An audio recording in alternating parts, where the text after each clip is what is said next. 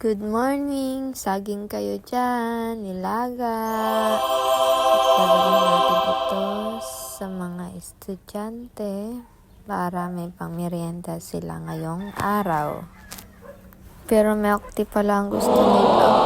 3 buwig ang dala namin guys. Puro pa mga hilaw.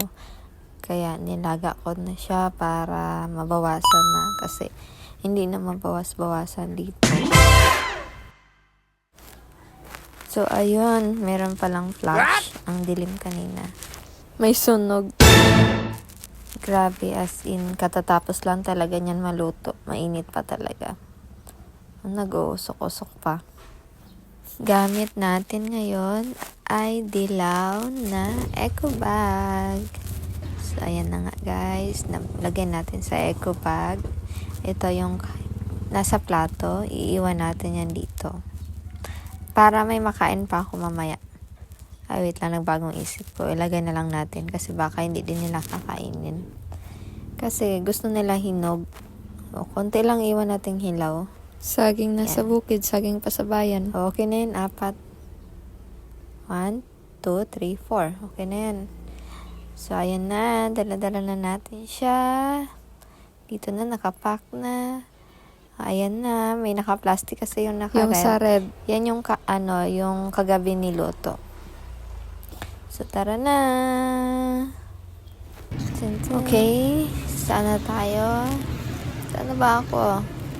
Robinson. Dito na tayo sa Robinsons. Ito na sila, nauna na sila nagmerenda. Habang nagdadrive ako, may nakita ako na mamasura. Ayan, may 3 siyang aso. Nag-iisa sa akin ng pera. Saging binigay ko. Dito kami kumain kasi sabi nila wala daw kami makain. Wala daw silang alam na makainan. So, ayun na, busog na sila, guys. Ito yung naghahanap kami ng pagkain.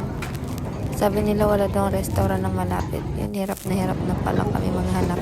Sobrang dami kasi pala ng restaurant at karinderya sa tabi na immersion na nila. So, ayun, hirap na sila magpili.